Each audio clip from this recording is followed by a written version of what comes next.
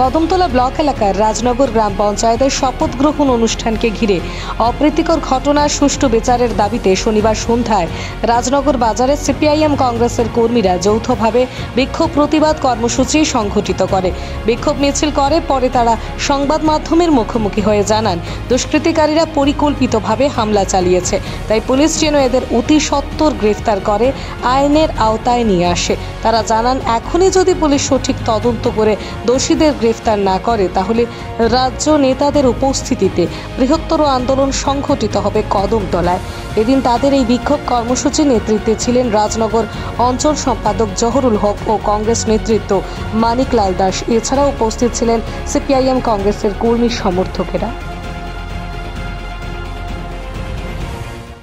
আমাদের রাজ্যে তিস্তর পঞ্চায়েত নির্বাচন অনুষ্ঠিত হওয়ার পর কদমতলা আড্ডি ব্লকে যে 19টা গ্রাম পঞ্চায়েত মধ্যে 4টা গ্রাম পঞ্চায়েত আমাদের বিরোধী দলের দখলে আসে। দুটি একা সংখ্যাগরিষ্ঠতা সিপিআইএম, দুটি সিপিআইএম ও কংগ্রেস। এই হিসাবে আমাদের রাজনগর গ্রাম পঞ্চায়েত গতকাল সর্বশেষ আমাদের ব্লকের যে শপথ গ্রহণ অনুষ্ঠান কালকেই ছিল 30 আগস্ট। এর আগে দুটা ডেট ভিডিও কী কারণে চেঞ্জ করেছেন, করে সর্বশেষ কালকেই ছিল।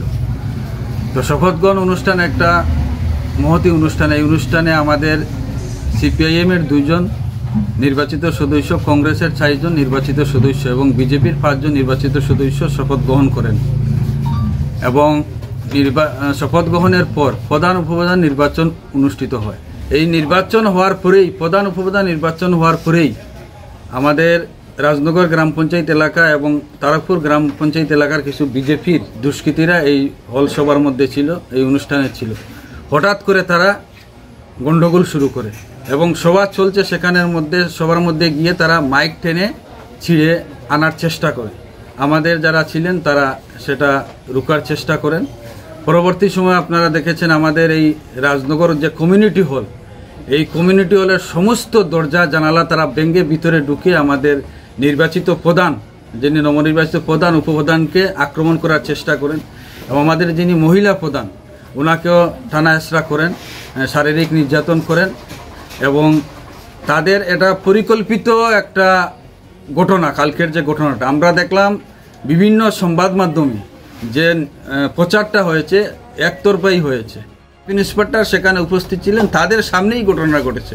আমরা নিরপেক্ষভাবে আমাদের কয়েকজন সিপিএম ও কংগ্রেসের আমরা ভূমিকা নিয়েছিলাম যে ঘটনাটা না ঘটানো তাদের বোঝানোর জন্য। এবং খবর পেয়ে আমাদের বিধায়ক এসেছিলেন এবং বিধায়ক এসেই আমাদের কর্মীদের সান্ত্বনা দিয়েছেন, তাদেরও সান্ত্বনা দিয়েছেন, কারণ এই এলাকার সব একজন আরেকজন আত্মীয় স্বজন।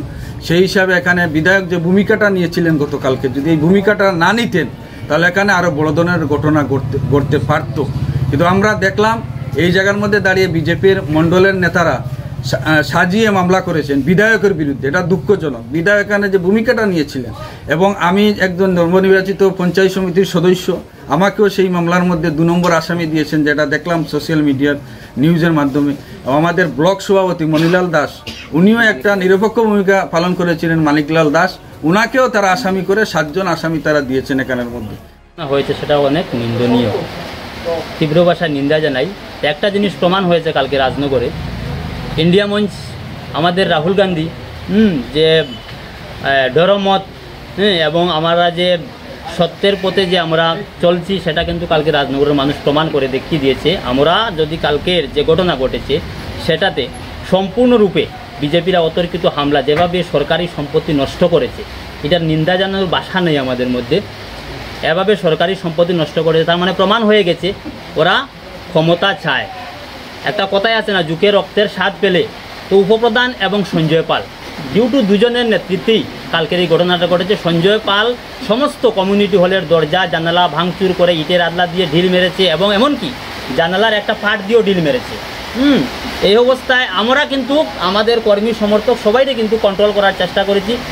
এই স্থানীয় এমএলএ এবং আমি নিজে সরজমিনে থেকে বিষয়টারে কন্ট্রোল করার চেষ্টা করেছি। উভয় দলের কর্মীরা সান্ত্বনা দিয়ে আমরা পরিস্থিতি নিয়ন্ত্রণে এনেছি। এখানে প্রশাসনের যারা দায়িত্বে ছিলেন, একজন এসআই ছিলেন, উনি শেষ পর্যন্ত বলেছেন আমরা তো চোখ বন্ধ করতে পারবো না, এখানে কে কি বলেছে, কে কি করছে সমস্ত বিষয় আমরা দেখতেছি, আমাদের নজরে রয়েছে।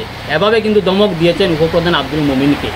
তো এই যে বিষয়টা, এটা কিন্তু সাংঘাতিক নিন্দনীয় এবং তীব্র ধিক্কার জানাই এই বিষয় নিয়ে।